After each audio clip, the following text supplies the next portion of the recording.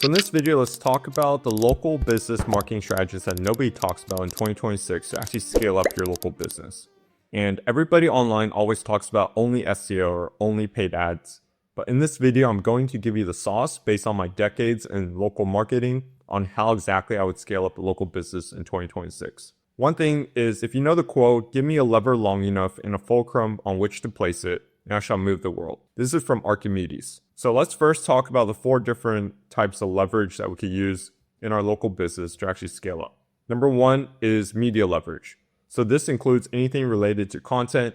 It includes anything related to your website or any TikToks, Instagram, Facebook, anything like that. That's just organic content. Number 2, let's talk about money leverage. So money leverage is essentially how can we take $1 and produce $3, $5, or $10 out. Number 3 is code leverage. So code leverage is how do we automate some of our systems and how do we just generate more leads and more customers with code. Number 4 is labor leverage. So how do we get more sales guys? How do we get more subcontractors into our business so we could scale up? If you're interested in just optimizing your website, your Google business profile so you can rank better on LLMs, ChatGPT, and Google, go ahead and click the link in the description and I could just walk you through with our proprietary software that we've made in-house to basically just suggest your company to these Google search engines, to these ChatGPT search engines, so it could be number 1 in your local service area. And now let's talk about all the different types of levers that I would do in this entire funnel in order to actually just scale up your local business.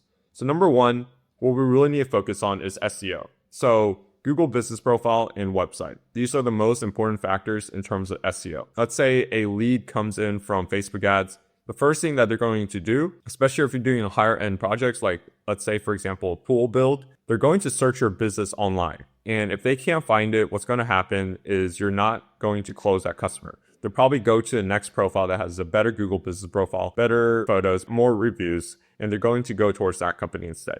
Same thing goes for your website. They're going to see, is this company actually credible and can I trust them with a $200,000 job? Next thing is content. So content relates to Instagram, Facebook, TikTok, or YouTube. These are the 4 platforms I recommend for local businesses to actually produce content on. So that way, if somebody comes in from organic Google or they come in from a Facebook ad, they could see all the content you have. So whenever they search you up, they're going to see your YouTube, they're going to see your TikTok, Instagram, and Facebook. And they can just be more familiar with the company once you actually go out to the estimate or once they come in for any service. Next thing I want to talk about are paid ads. So there's 2 ways you can run paid ads. Number 1 is a direct appointment. So what you do is you collect the lead's information, name, phone number, address, and what you're kind of looking for, and also email. And for this, it's very direct. However, there's another way for lead magnets. So the full guide on how to build a new pool for your home in 2026. That's more so top of funnel. So it's not direct where somebody is looking to buy right now. If you get them into your funnel or they have some hesitancy, what's going to happen, the lead magnet funnel is they're going to trust you more just because you're very transparent in the guide and you list out exactly what getting a new pool in 2026 looks like for the homeowner. Now let's talk about cold outreach. So depending on your niche, there's going to be roofers that do cold outreach in terms of door to door. There's also solar guys, pest control guys, and another form of cold outreach would be yard signs. So this is essentially just broadcasting to people that you don't even know want your service. However, at volume, it all works. Now this is the secret sauce I'll reveal, our partnership. So basically have an email campaign where you could go out to general contractors in your area, maybe not in your niche. So let's say you're a roofer, maybe we want to go after general contractors that's kind of serving the home. And whenever they install whatever service they have, they're going to refer you over to the homeowner just because they notice that there might be a leak in the roof. Number 2 are realtors. So these people are responsible for getting people homes. This is dependent on what niche you are. So if you're a jiu-jitsu gym or if you are a roofer, for realtors, it's going to be more towards home service. So how do I get that new AC? How do I get a new roof? I want a new pool for this home, but the realtor can only sell the house, but you could sell everything else. And next thing are manufacturers. So manufacturers, if you're a home service industry, essentially manufacturers like Latham, whenever we worked in the pool industry, those are big manufacturers that create fiberglass pools, for example, right? Building these partnerships with these manufacturers to make sure anytime a lead comes into these manufacturers' website that's in a certain service area that you serve, you're getting these type of leads. And these leads are going to close at 90% because they're actually searching up the manufacturer whenever they're searching for the service online. And these people are very, very warm trafficked and they're very serious.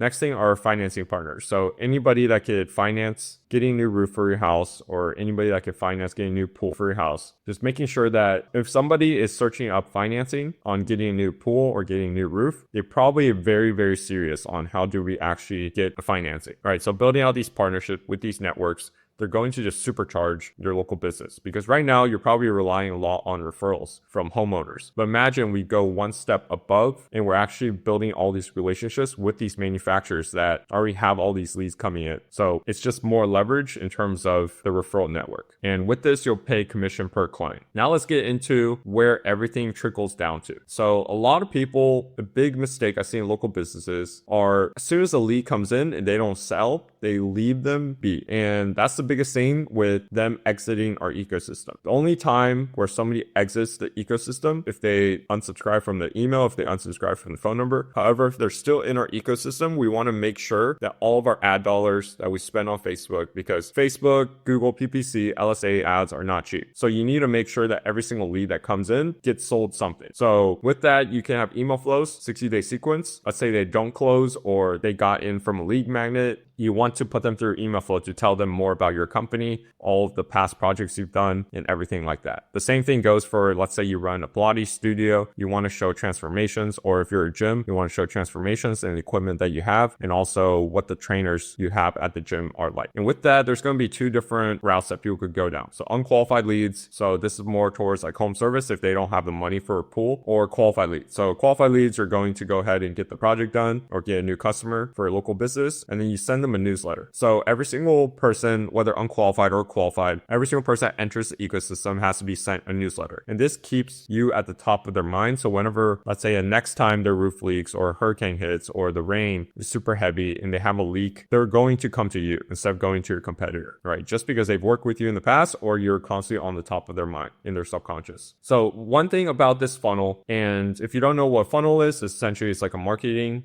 tactic where there's going to be a lot of leads in the beginning, and then slowly people are going to drop off, and essentially you have your closed clients or customers down below. So with this funnel, what this works as is it doesn't work at 100% just having individual features. So for example, one with paid ads, like I mentioned before, the first thing that somebody does, even if they book an estimate or appointment to your local business, they're going to search you up online.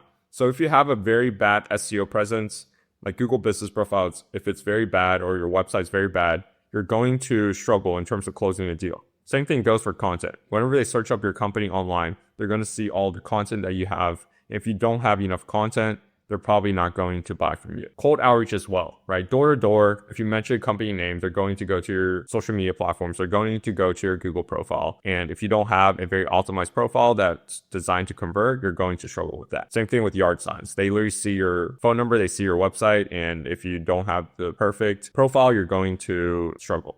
Partnerships as well. They want to make sure you're a trusted brand online. So if you have a very good profile, they're more inclined to build that partnership with you. So now I want to talk about how everything is an amplifier on closed deals. So the content, the lead magnets, the website presence, the Google Business Profile, everything is an amplifier on closed deals. In non-closes, basically gets recycled back to marketing with retargeting ads. In non-closes, basically get recycled back to marketing with retargeting ads, newsletter, and then more lead magnet consumption. So let's say you go out to estimate and they're not sure about actually getting a pool or not, they're a tire kicker. You're going to want to send them a lead magnet on how to actually get a pool in 2026 and what the pricing will look like and everything related to that. Next thing is content as well, right? If a lead doesn't buy or they don't become a customer, you're going to want to nurture them with content. And the main goal of creating a funnel like this is that you'll be everywhere on the internet. And no matter where people search you, no matter if they're finding you on Google or Facebook or Instagram or all the different platforms, you're going to be everywhere. And when you're everywhere for a local business, you're going to have people buy it. And that's the biggest thing with this funnel. And I hope you like this video, like and subscribe, and I'll have more sauce just like this for local businesses and scaling up in 2026 and beyond.